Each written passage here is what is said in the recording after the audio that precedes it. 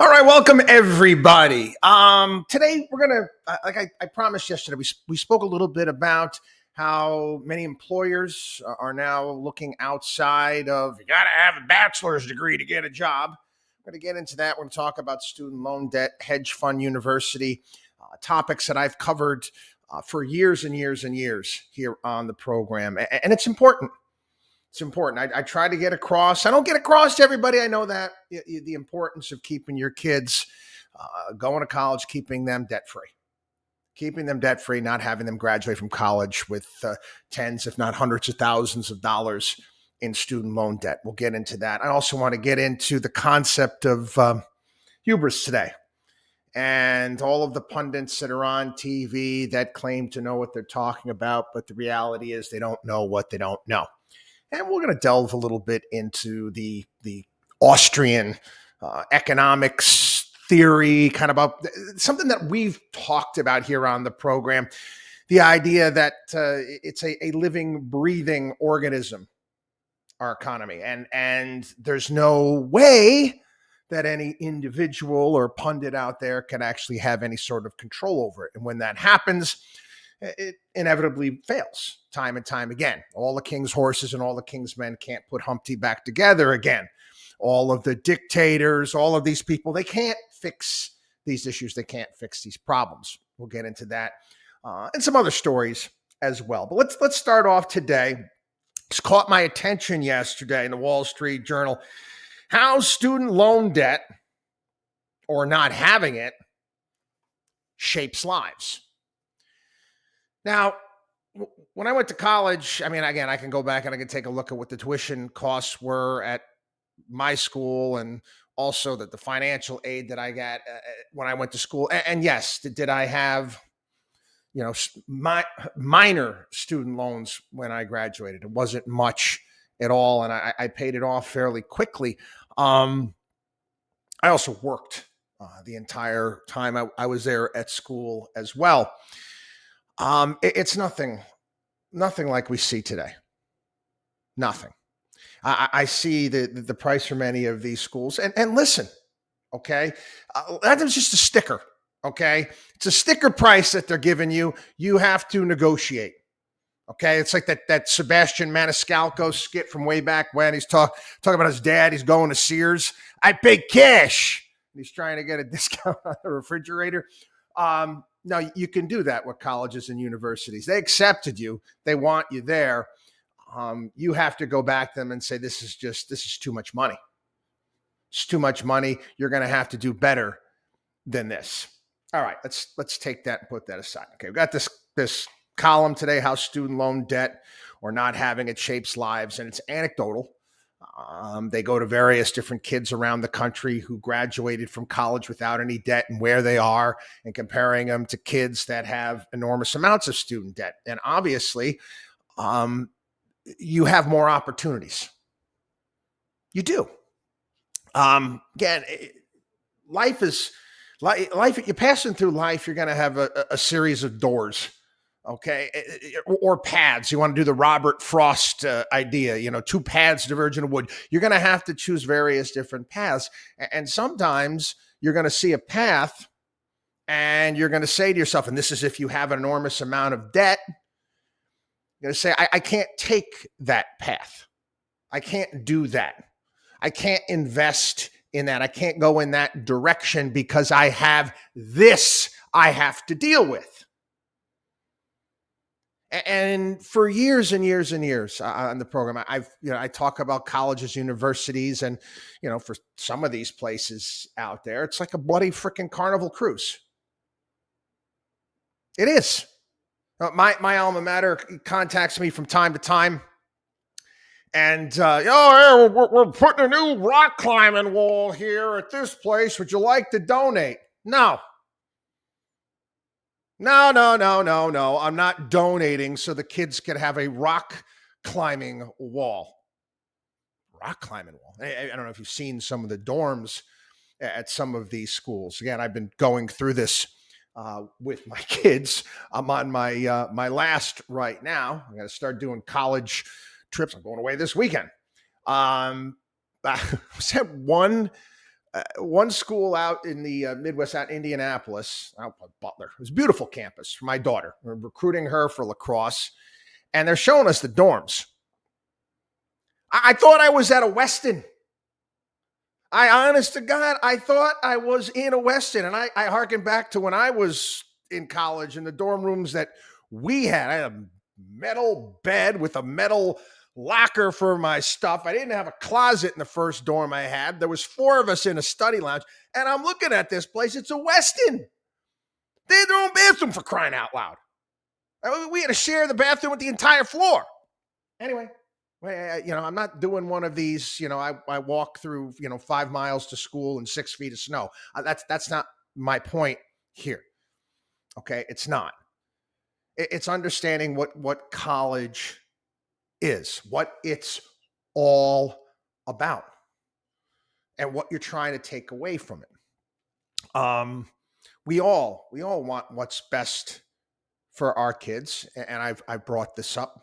We've got this keeping up with the Joneses mentality to us where, you can see the stickers on the back of the car and, what fancy schools my kids got into or which ones they're going to at this point in time.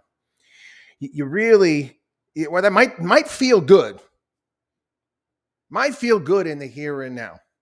Do you want to see your kids struggle? You want to see that, unnecessarily struggle when they graduate from school with tons and tons of student loan debt. Now, again, sidebar, put this into perspective. Everyone's situation is unique and different. Everyone. If you can afford to send your kid to the very expensive private school and you want to pay for that and that's on you, great. That's fantastic. Fine. Do that. Again, I would have my opinion, I'd have a conversation with that kid. Why do you want to go to that school? What are you planning on majoring in? I am investing in you X amount of dollars. The sticker price on a lot of these schools are $80,000 plus. $80,000 plus. Think about that. It's $240,000 just to start, not including books and all the other stuff. I'm going to invest $240,000. What are you planning on taking away from this to make it worth my while? It's important. You have to have these conversations with your kid. Again, another quick sidebar, as I often do here. Okay, I want to bring my situation into the fold. Since my kids were born, again, when I lived in Florida at that time, did the Florida prepaid. So if my kids went to school in Florida, residents down there, that was taken care of. Any of the Florida state schools, that money actually transfers to whatever school they decide to go to. It was very inexpensive at that point in time. I did that right away. Been saving money, putting money away for my kids. I made a deal with them. I had this conversation. Okay, you want to go to college? Yeah, Dad, I want to go. Okay, why? Why? What are you planning on learning there? What are you planning on doing? And again, I had this conversation. Again, my kids, lucky enough with the first two, they've got aid, not financial aid, forget about it. I don't even bother filling out the FAFSA, they'll laugh. The merit aid based upon their academics and also athletics, which helped. There's no doubt about it. It helped a lot.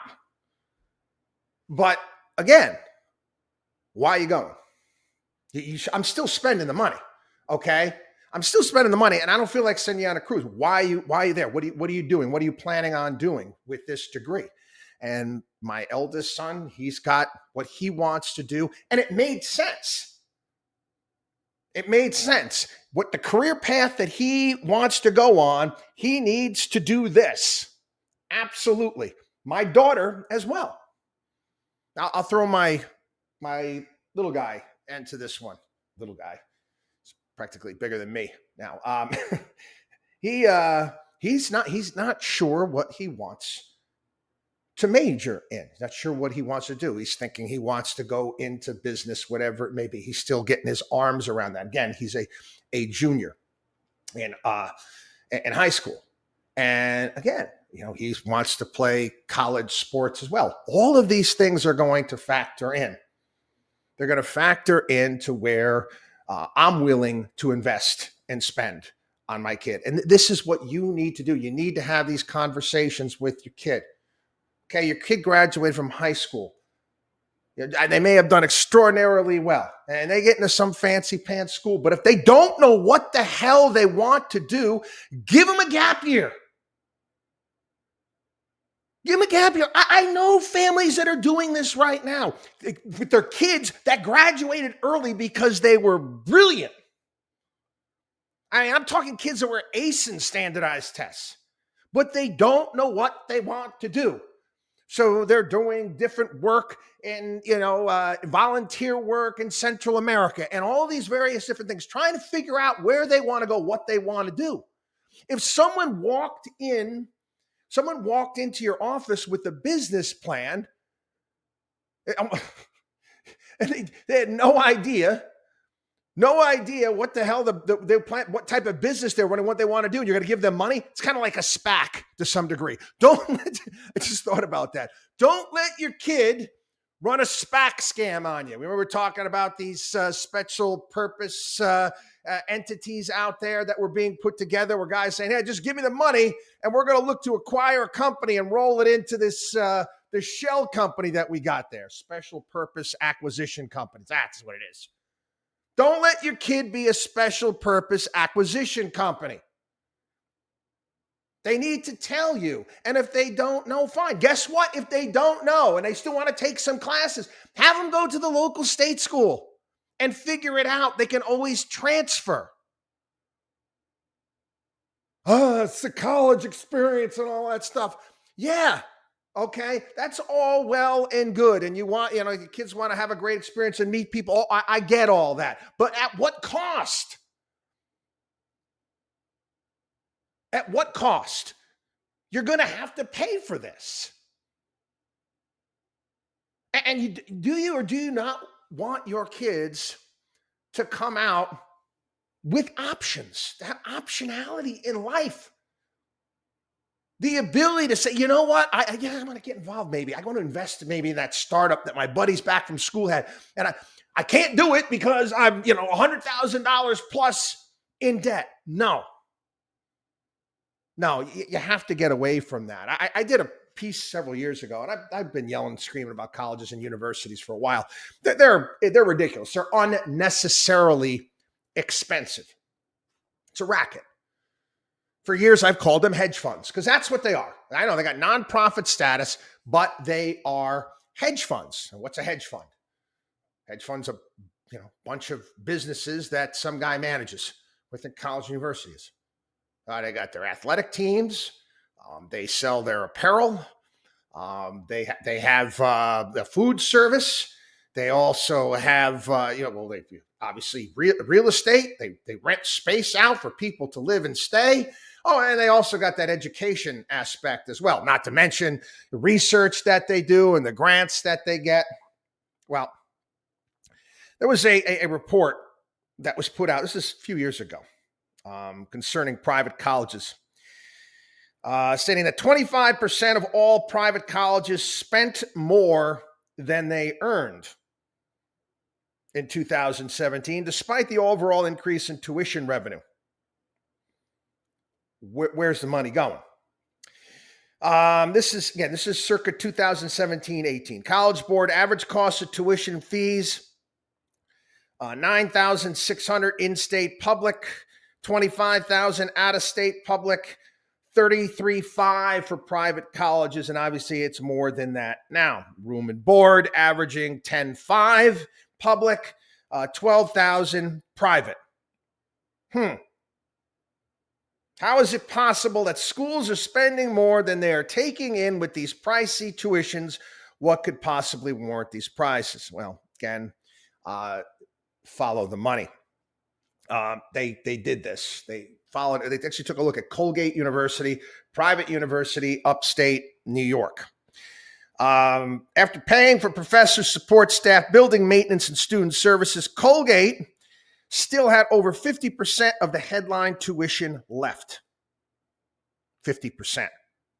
That was not even including donations and grants the university received. Again, Colgate's a very good school, upstate, out in Utica, upstate New York, very competitive institution. Since 1980, the number of administrators per student at colleges has doubled. On most campuses, their numbers now match the number of faculty, the same amount of administrators as there are professors. And trust me, I've got the inside scoop on this.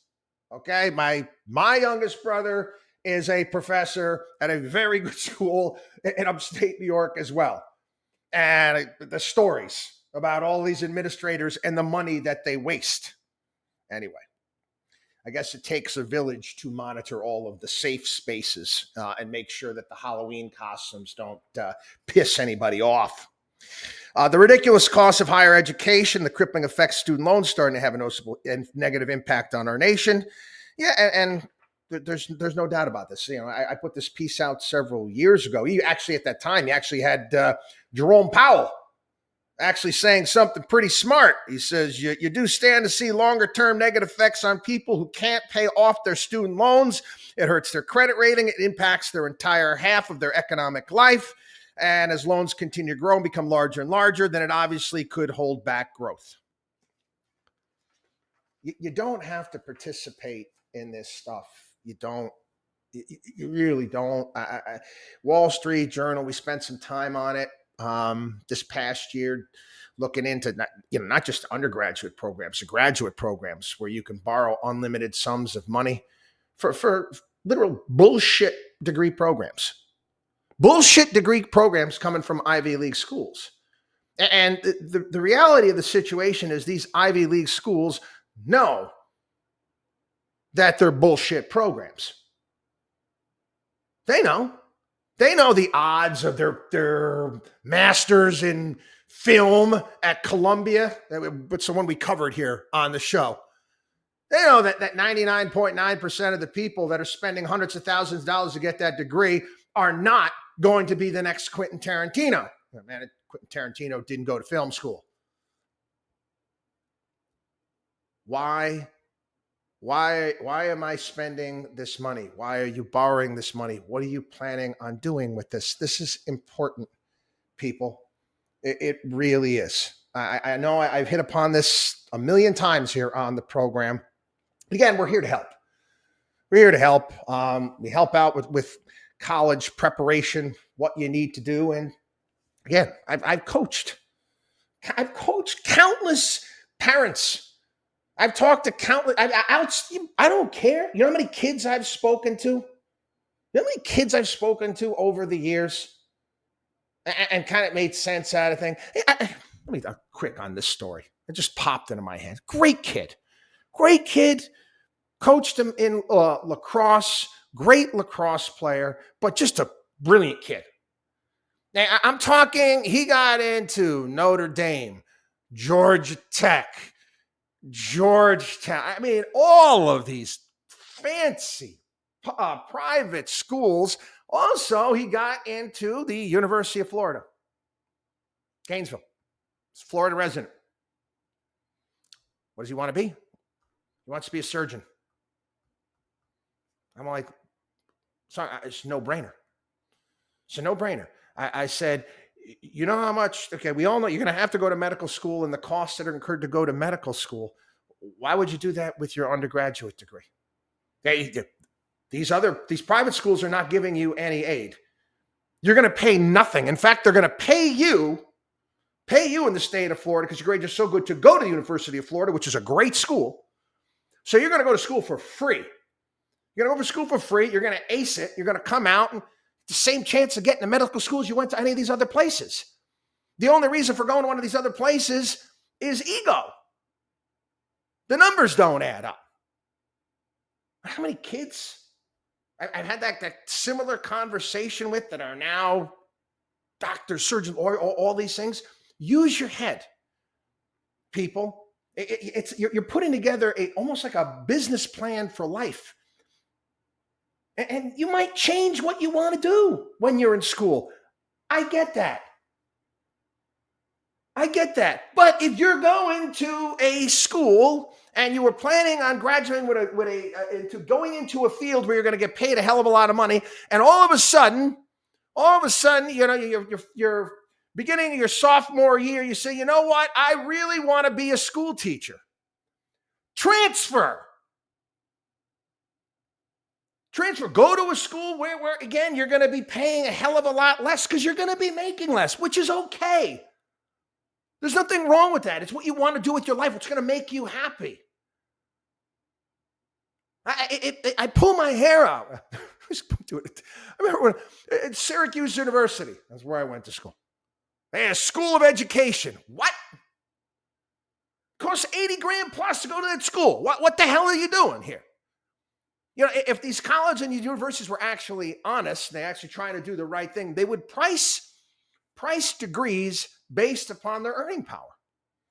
In the same way you go into a department store, if I walk into Bloomingdale's, okay, I can get the Bloomingdale's house brand for a certain price, or I can spend a hell of a lot more and get Canali. My choice. Hey, you want to go to a private school? You want to be a school teacher, and that's a degree that you're going to go? Fine. Charge them less. But no, they're not going to do that. And they'll continue to charge the same amount for degrees that are absolutely useless. Gender studies and all this other BS that they throw out there. Anyway, again, need help, ask. Moving on. Like I said, we're talking about hubris. People who don't know what they don't know. There's been a few people I've seen on TV that actually have come out and said, I'm talking about China. We'll use China as an example to start off. It's purely speculative. We talked about China yesterday, and they're like, well, what do you see happening? I can give you my ideas and what I see might happen in China and what might play out. But that in a subway token will get you right on a subway. I do as much homework as I possibly can with these things. But again, stuff happens. And again, this is where we get back to the concept that I try to get across here. It's not so much, you don't try to plan things. You try to prepare for things. You try to prepare for things, and talk about the Taleb concept of black swans, and the idea that he also purported about being anti-fragile, where you're going to get shocks to your system, but rather being able to withstand them or break, you can actually come out on the other side stronger. And this obviously involves courage, patience, and obviously someone that's not going to get emotionally out of control when things are not going your way. How you go about handling the situation that you're in. It makes all the difference in so many ways in life too. I talk about my experience working in the service industry for years and years and years and years and years, and the things that you learn from that. Now if you screw up, you're waiting tables in a restaurant, and you make a mistake, and inevitably it's going to happen. It's how you go about handling that error and that mistake with that customer and that client, where again, you could come out and you can make that client, that customer, they can be there for life, just about how you handled something that went wrong. It's important. And this is why it's the importance of preparation. There was a piece, Mice Institute, are progressive experts fallible? Yes, but don't tell them that. It can be argued that the world has reached the sorry state it's in today, largely because academics, politicians, distinguished experts, and recognized authorities did not have the humility to admit their own mistakes. This drives me crazy. It drives me crazy. And for the life of me, I don't get it. I don't understand. I don't understand the way that consultants talk to these people. I'll throw one out there. I give Donald Trump. Donald Trump. If he came out of the last election, came out of the when he loses, and rather than do the whole stolen election, all this other crap, basically go back and said, this is where I screwed up. This is where I made mistakes. This is where we went wrong. So we went wrong in handling COVID. I listened to the wrong people.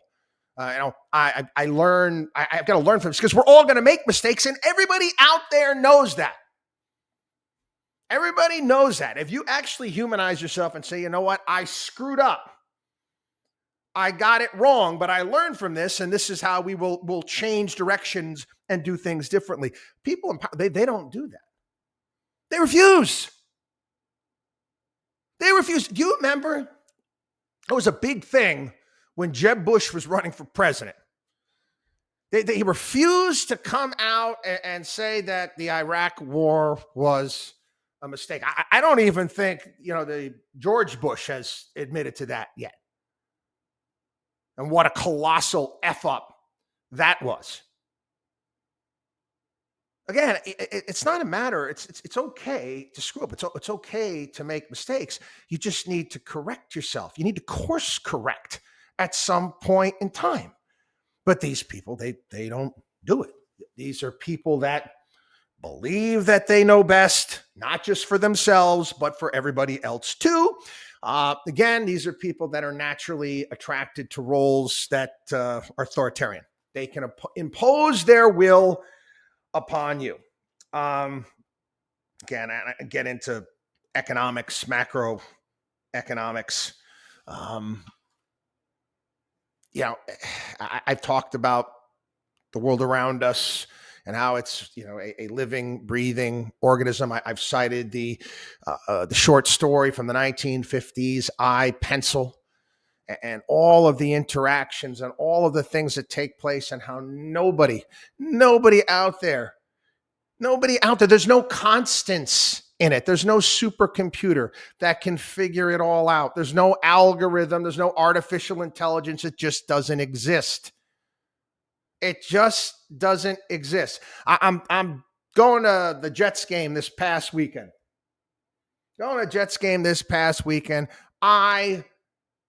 never go to Starbucks. It just doesn't happen for whatever reason. Maybe I wanted a cup of coffee at that point in time. I pulled over, got a cup of coffee from Starbucks. Something doesn't happen. Completely, you can't predict that. It's random. And because of this, again, you have to, the importance of understanding the fact that you don't know what you don't know. You can't have this hubris about you. The ancient Greeks, that was actually a crime, and they consider hubris as you're actually trying to diminish people or put people down and embarrass them to enhance your position. And we do see that in debates and arguments on TV. We see it with politicians, and I can't stand it. It's one of the things I could not stand about Donald Trump. Lying Ted. I mean,